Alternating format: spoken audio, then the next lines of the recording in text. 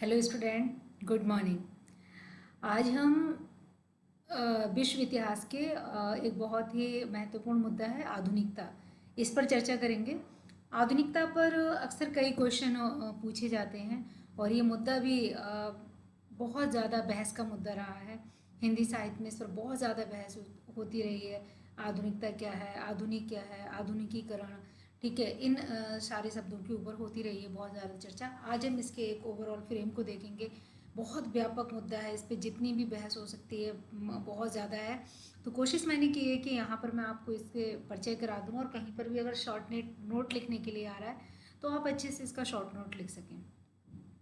अगर हम भारत में देखते हैं तो आधुनिकता की शुरुआत जो है वो 1970 के ये बाद से हुआ है, इसकी शुरुआत को, ठीक है। और वैश्विक स्तर पर अगर हम देखेंगे कि आधुनिकता जो है तो इसकी शुरुआत 14वीं शताब्दी से ही हो जाती है, जब पुनर्जागरण की शुरुआत होती होती उसके बाद प्रबोधन यानी कि जो रिनेशा है, ठीक है। तो हालांकि जो पुनर्जागरण था उसने पुराने रोमन मूल्यों को उठाकर ही जो है पुनर्जागरण की शुरुआत वहाँ पर हुई। यूरोप की जो उस समय का जो मध्यकालीन जो यूरोप था, और वहाँ पर जो रूढ़ियाँ विद्यमान थी उनको तोड़कर एक आधुनिक विश्व बनाने का प्रयास किया गया। इस समय एक्चुअली अगर हम देखते हैं पुनर्जागरण का जो दौर है वो दौर है आधुनिकता का दौर कैसे बना, क्योंकि इस समय विज्ञान को बढ़ावा दिया गया, तर्क को बढ़ावा दिया गया, नई मशीनों का निर्माण हुआ। आधुनिकीकरण से पहले औद्योगिकरण हुआ। औद्योगिकीकरण ने क्या किया है कि नए ज़्यादा उत्पादन, अधिक उत्पादन और अधिक खपत को बढ़ावा दिया। जनसंख्या वृद्धि हुई। आधुनिकीकरण, इंडस्ट्रियलाइजेशन एक अलग मुद्दा हो जाएगा, लेकिन हाँ, औद्योगिकरण से आधुनिकीकरण बहुत ही क्लोज है।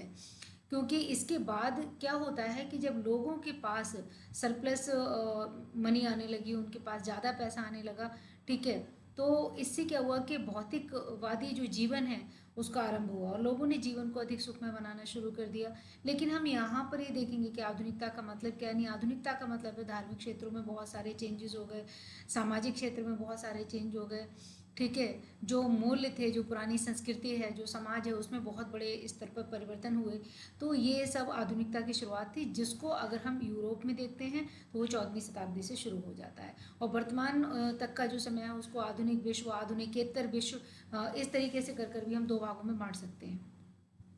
आधुनिकता जो शब्द है, इसमें एक जो इसका शाब्दिक अर्थ है, तो उसको जानने के लिए हमें जो एक वर्ड आता है वो है अधुना। तो अधुना का जो शाब्दिक अर्थ होता है वो होता है वर्तमान, ठीक है। तो अधुना का शाब्दिक अर्थ वर्तमान, यानी कि आज का जो समय है, इसकी अगर एक डेफिनेशन ले लें हम, तो डेफिनेशन ये हो जाएगी कि आधुनिकता अपने वर्तमान से संबंध रखने वाली कोई भी प्रवृत्ति या जीवन दृष्टि उस देश काल की सापेक्षता में आधुनिकता कही जाती है। सबसे पहली बात है कि हर युग अपने आप में एक आधुनिक युग था। अगर हम प्राचीन काल की बात करते हैं तो बुद्ध अपने समय में बहुत ज़्यादा आधुनिक थे, क्योंकि उन्होंने पुरानी परंपराओं पर, पुरानी रूढ़ियों पर प्रहार किया और तार्किक आधार पर बहुत सारी बातों को लोगों के सामने रखा। महावीर स्वामी अपने समय में आधुनिक थे, ठीक है। अगर हम बात करते हैं तो आप मध्यकाल में भी देखेंगे कबीर दास जी हैं, जयशंकर प्रसाद हैं, ये अपने समय के आधुनिक थे। अगर उनकी भी तुलना कर देंगे तो कबीर दास जी जो हैं वो जयशंकर प्रसाद की अपेक्षा ज़्यादा आधुनिक हो जाते हैं, क्योंकि वो थोड़ा ज़्यादा तार्किकता के साथ बात करते हैं, ज़्यादा जो है वो एक आलोचनात्मक रवैये के साथ बात करते हैं वहाँ पर। यानी कि उनकी जो आलोचनात्मकता है वो किसके प्रति है, वो जो पुराना जो रूढ़िवादी समाज है, तो समाज की रूढ़ियों पर वो ज़बरदस्त प्रहार करते हैं। तो हर युग, सबसे पहला पॉइंट यहाँ पर जो आता है कि प्रत्येक युग जो है वो अपने समय में आधुनिक होता है, ठीक है।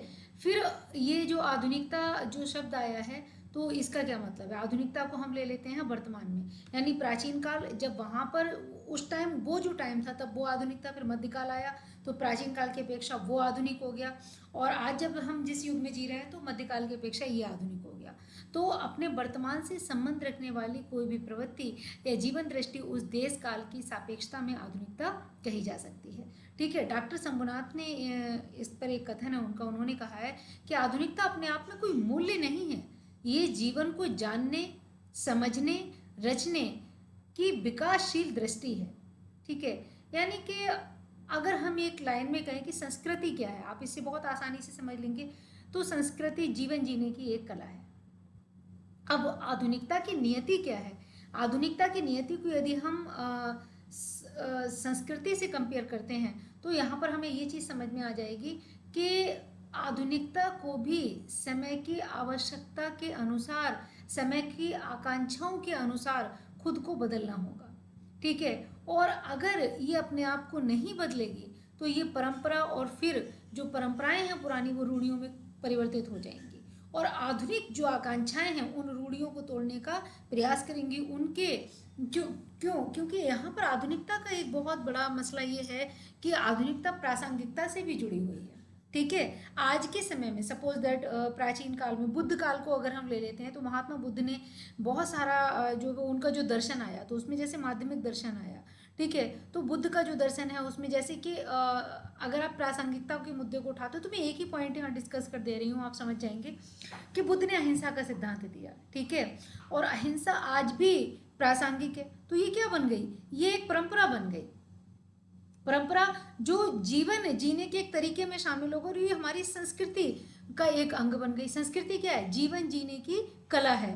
तो निरंतर यानी कि आधुनिकता के साथ वो उसकी विशेषताएं जो प्रासंगिक होती हैं तो वो प्राचीन से भी अपना संबंध स्थापित करती हैं। ठीक है, और अपना कुछ नया भी रचती हैं। ठीक, तो अगर हम अहिंसा के कॉन्सेप्ट को देखते हैं महात्मा बुद्ध के तो उनका अहिंसा का कॉन्सेप्ट आज भी प्रासंगिक है, तो ये संस्कृति का एक हिस्सा बन गया।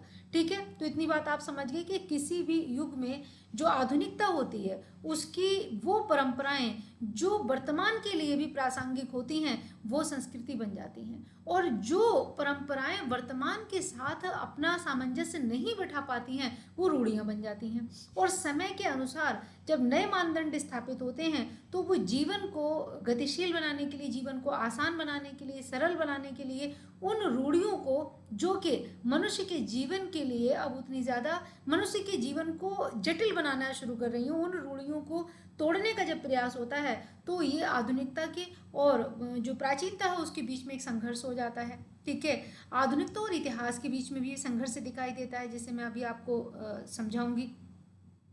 तो ये जो सारी चीज़ें आ जाती हैं कि आधुनिकता क्या है तो समझ में आ गया। प्रत्येक युग अपने आप में एक आधुनिक युग होता है और हर आधुनिक युग में कुछ परंपराएं विकसित होती हैं समय के साथ, समय की आवश्यकता के अनुसार। यदि कुछ जो परंपराएं हैं वो परिवर्तित हो जाती हैं और वो समय के अनुसार होती हैं तो वो संस्कृति बन जाती हैं, और यदि बहुत सारी परंपराएं जो रूढ़िवादी होती हैं, मनुष्य के जीवन को गतिशील बनाने में सहयोगी नहीं होती हैं और वो बनी रहती हैं तो वो हो जाती हैं यहाँ पर रूढ़ियाँ। ठीक है, तो प्रासंगिक परंपराएं संस्कृति बन जाती हैं और जो परंपराएं प्रासंगिक नहीं होती हैं वो रूढ़ियों में परिवर्तित हो जाती हैं। इनकी जो आधुनिकता की जो प्रवृत्ति है वो बीते हुए से विद्रोहात्मक हो जाती है, यानी कि जो बीता हुआ समय है। ठीक है, तो पहले जो चीज़ें ठीक थी वो चीज़ें आज ठीक नहीं होती हैं। ठीक है, इतिहास के साल भी एक के साथ भी एक विद्रोहात्मक स्थिति दिखाई देती है। डॉक्टर रमेश कुंतल मेघ ने कहा है कि आधुनिक होना आधुनिक मनुष्य का ही अधिकार नहीं है। ये कहते हैं कि प्राचीन काल में, मध्यकाल में, हर एक युग में हर मनुष्य अपने आप में आधुनिक था। तो ये भ्रम हमें अपने दिमाग से निकाल देना है कि आधुनिक होने का मतलब ये नहीं है कि आज हम जो आज का व्यक्ति है वही आधुनिक है। मध्यकाल वाला व्यक्ति ये थोड़ी कहेगा कि मैं मध्यकाल में जी रहा हूँ, प्राचीन काल वाला ये नहीं कहेगा कि मैं प्राचीन काल में जी रहा हूँ। तो ये आधुनिक काल है, अब आधुनिकेतर युग भी शुरू हो गया है। ठीक है, तो हर एक युग अपने आप में आधुनिक युग होता है। अब अगर हम आधुनिकता की बात करते हैं तो इसमें विज्ञान है, तर्क है, और सबसे बड़ी चीज़ है कि बहुत सारे ऐसे परिवर्तन थे जिन्होंने अगर हम पुनर्जागरण के दौर में देखते हैं, प्रबोधन के युग में देखते हैं तो बहुत सारे परिवर्तनों को जन्म दिया। जैसे पिकासो हैं, ठीक है, उनकी पेंटिंग्स थी, इलियट्स जो है उनकी पेंटिंग्स थी, तो यहाँ पर विश्व में बड़े स्तर पर परिवर्तन आए। अच्छा, कुछ और बड़ी चीज़ें हैं जिसको हम अगर हम आधुनिकता को देखते हैं, आधुनिकता एक्चुअली क्या है? तो आधुनिकता का मतलब है कि समय के अनुसार चीज़ों को, आवश्यकताओं के अनुसार धारणाओं को, चीज़ों को ग्रहण करना।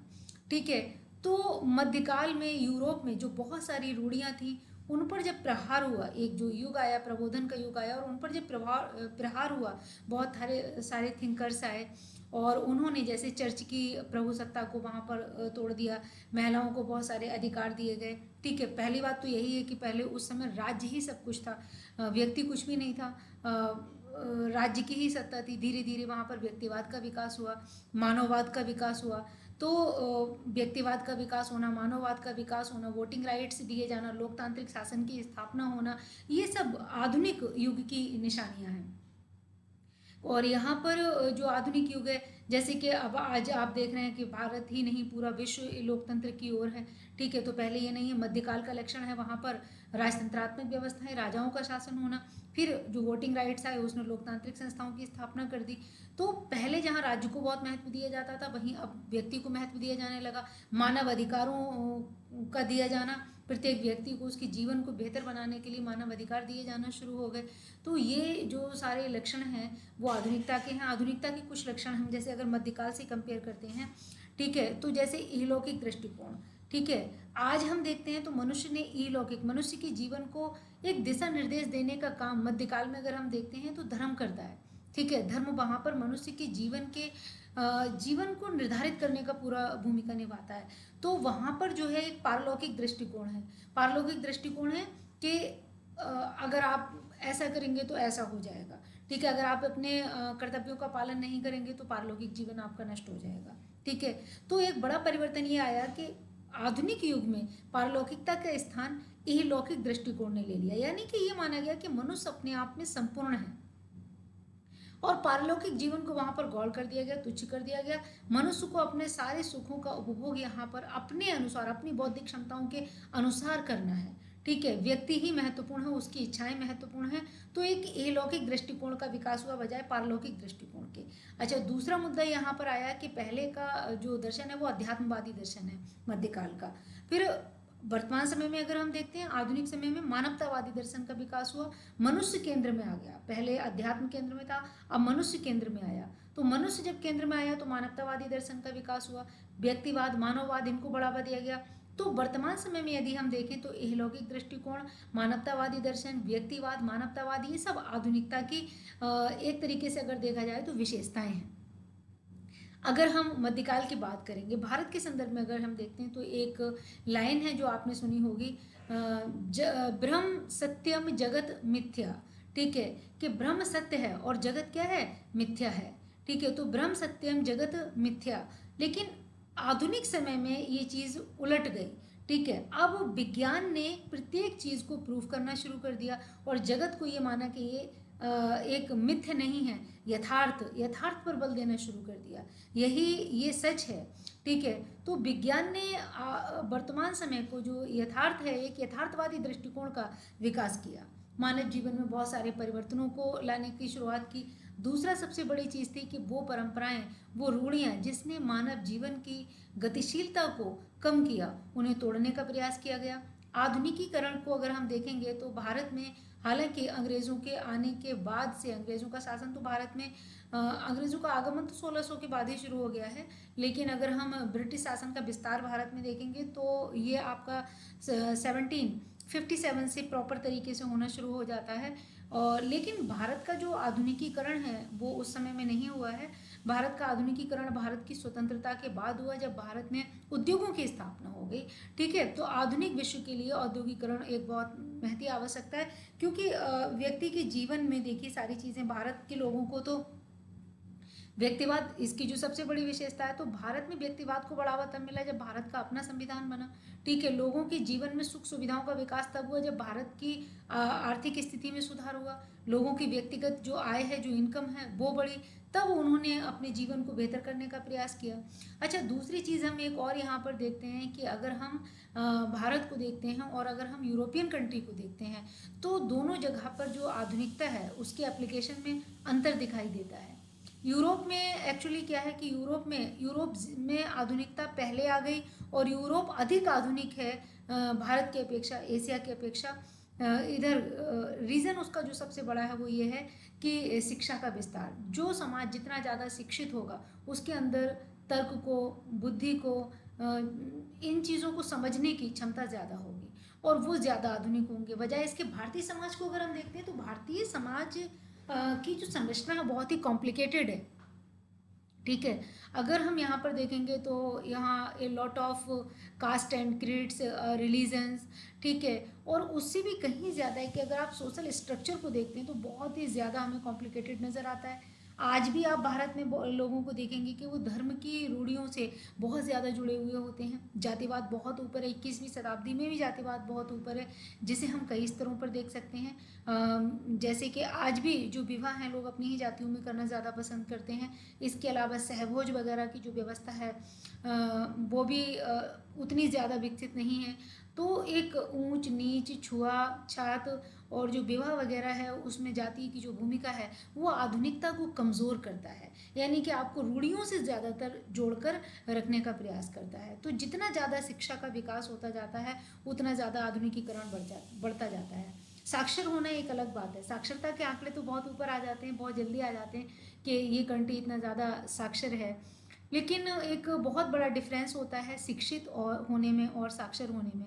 साक्षर का मतलब होता है आपको अक्षर ज्ञान है, और शिक्षित का मतलब होता है कि आपको बोध हो गया है, ठीक है, यानी आपकी बौद्धिक क्षमताओं का विकास हो गया है। तो आधुनिकता के लिए बौद्धिकता का होना बहुत ही ज़रूरी है। और इसको मैं एक तरीके से और समझा रही हूँ। कई बार आपको ये लग सकता है कि साक्षरता यानी कि बहुत कम पढ़े लिखे लोग जिन्होंने केवल अक्षर ज्ञान, ऐसा नहीं है। बहुत सारे ऐसे लोग जो ग्रेजुएट हैं, पोस्ट ग्रेजुएट हैं, लेकिन उन्होंने किताबों के ज्ञान को एज ए टूल लिया है, ठीक है। उनके लिए जो पुस्तकों का ज्ञान है वो एक माध्यम है, एक साधन है अपने लक्ष्य तक पहुंचने का। कई बार लोग नौकरियां भी हासिल कर लेते हैं, उच्च पदों पर भी चले जाते हैं, लेकिन इसके बावजूद भी वो आधुनिक नहीं हो पाते क्योंकि व्यवहार में सरलता नहीं आती है। कहीं ना कहीं वो अपनी प्रतिष्ठा को अपनी रूढ़ियों से जोड़ने का प्रयास करते हैं, अपने आप को सरल नहीं बनाते हैं। स्वीकार्यता अगर कम है तो एक बहुत पढ़ा लिखा आदमी, एक बहुत ऊंची पोस्ट पर बैठा आदमी भी आधुनिक नहीं है। वहीं पर अगर सरलता है, स्वीकार्यता है, नई चीज़ों के प्रति एक आग्रह है, तो एक बहुत कम पढ़ा लिखा व्यक्ति भी आधुनिक हो सकता है। तो भारत में आधुनिकता जो है उसको अगर हम देखते हैं, उसका प्रसार देखते हैं, तो यहाँ पर जो समाज का जो संरचनात्मक ढांचा है वो बहुत ही ज़्यादा जटिल है, कॉम्प्लिकेटेड है। महानगरों का जीवन हमें आधुनिक ज़्यादा दिखाई देता है, तो वहीं ग्रामीण जो क्षेत्र हैं वो आज भी वहाँ पर अपनी जो प्रतिष्ठा है उसको अपने धर्म से, अपने पुरानी रीति रिवाजों से, अपनी जाति से जोड़ने का प्रयास करते हैं। तो आधुनिकता का वास्तविक मतलब तब पूरा होता है जब शिक्षा से व्यक्ति के अंदर इतनी समझ आ जाए कि जितने भी लोग हैं किसी को कंट्रोल नहीं करना है, बल्कि हर एक व्यक्ति को अपनी बौद्धिक क्षमताओं के अनुसार अपना जीवन जीना है। व्यक्तिवाद ये है, ठीक है। और उसके जीवन को सुधारने के लिए, संवारने के लिए राज्य एक सहायक की भूमिका निभा रहा है। माता पिता वहाँ पर अभिभावक है कि वो अपने लिए नुकसान न पहुँचाए। तो ये भारतीय समाज में भी आधुनिकता थोड़ी सी कमज़ोर है। यहाँ पर क्या है कि अभिभावक यहाँ पर नियंत्रणकर्ता हो जाते हैं, जबकि आधुनिकता का मतलब है कि आप बच्चों को अच्छी शिक्षा दीजिए, उनको विवेकवान बनाइए, और फिर वो कैसा जीवन जीना चाहते हैं इसके लिए उन्हें स्वतंत्र कर दिया जाए। तो कई बार क्या होता है कि बहुत ज़्यादा जो एक इंटरफियरेंस है, एक जो बहुत ज़्यादा वहाँ पर एक कवर करने का जो तरीका है वो कहीं ना कहीं रूढ़ियों से जुड़ा होता है कि भाई हमें अपने अनुसार चीज़ें करना है, जो होता आया है हमेशा से, हमारे धर्म में ये होता है, हमारी जाति में ये होता है, तो हमें वैसा ही करना है। तो आधुनिकता यानी कि जीवन सरल, मनुष्य का स्वभाव सरल, वो ग्रहणशील है, नई चीज़ों को तेज़ी से ग्रहण करता है, ऐसी नई चीज़ें जो जीवन को थोड़ा सा आसान बना देती हैं। मूल्य, वैल्यूज़ अगर हम एक बात करते हैं तो यहाँ पर ऐसा नहीं कि आधुनिकता वैल्यूज़ देती है, आधुनिकता एक नई दृष्टि देती है, एक नया दृष्टिकोण देती है, ठीक है। और वो ये बताती है कि जो चीज़ें बहुत समय पहले से होती आ रही हैं अब उनमें कहाँ बदलाव की आवश्यकता है, और जहाँ बदलाव नहीं होगा वो रूढ़िवादिता आ जाती है उन्हीं परंपराओं में, और जहाँ बदलाव हो जाता है वो बहुत ही प्रासंगिक हो जाती हैं और वो हमारे जीवन में लगातार बनी रहती हैं। गांधी जी को अगर हम देखते हैं, भारत में गांधी जी को उदाहरण लेते हैं, तो गांधी जी भारत में एक आधुनिक व्यक्ति हैं। उन्होंने नए तरीके निकाले अंग्रेज़ों से लड़ने के लिए, ठीक है, सत्य का, अहिंसा का, असत्य का, ये सारे उन्होंने यहाँ पर दिए। हालांकि कुछ पुराने मूल्य थे मोस्टली, लेकिन उन्होंने लड़ने का एक नया तरीका डेवलप किया कि भाई हम इस तरीके से भी अपनी बात को रख सकते हैं। गांधी ने सत्याग्रह किया जो कि पैसिव रेजिस्टेंस नहीं, पैसिव रेजिस्टेंस से बहुत ज़्यादा अलग था। मैं क्लास में आप लोगों को समझा चुकी हूँ, एक्चुअली पैसिव रेजिस्टेंस पे मैंने पूरा लेक्चर दिया था आपको वहाँ पर। अच्छा, दूसरी चीज़ अगर हम देखते हैं तो भारत में राजा राम मोहन राय, ईश्वर चंद्र विद्यासागर, केशव चंद्र सेन, विवेकानंद, बहुत सारे जितने भी समाज सुधारक हुए हैं, उन्होंने भारत को आधुनिक बनाने का प्रयास किया, क्योंकि इनका जो एक संघर्ष था वो रूढ़ियों के साथ में था। ऐसी रूढ़ियाँ जिन्होंने भारतीय समाज को जड़ कर दिया। ठीक है, तो उन जैसे सती प्रथा का अंत किया जाना, तो सती प्रथा कोई मतलब नहीं है, कहीं धर्म ग्रंथ में नहीं लिखा है, कुछ भी नहीं है, लेकिन वो फिर भी चल रही है। तो ये रूढ़ियों को तोड़ना, लेकिन उसके लिए भी बहुत ज़्यादा एफर्ट करना पड़ा, बहुत ज़्यादा लंबे समय तक प्रयास करना पड़े, विधवा पुनर्विवाह, नारी शिक्षा, तो ऐसे सारे मुद्दे। ठीक है, तो आई होप कि आप लोग ये समझ गए होंगे कि आधुनिकता क्या है। आधुनिक, हर युग अपने आप में आधुनिक युग होता है, और आधुनिकता क्या करती है कि कुछ चीज़ों को प्राचीनता के साथ शेयर करती है, और कुछ अपनी नई चीज़ों को भी स्थापित करने का प्रयास करती है। तो ये एक ओवरऑल व्यू है आधुनिकता पर, मॉडर्निटी पर। और जो इसके सिंपल पार्ट्स हैं वो आप अपने चैप्टर से, अपने आप पास आपका जो भी स्टडी मटेरियल है, तो आप वहाँ से भी इसको पढ़ सकते हैं। ठीक है, तो आई होप कि आपको ये सब समझ में आ गया होगा। बाय।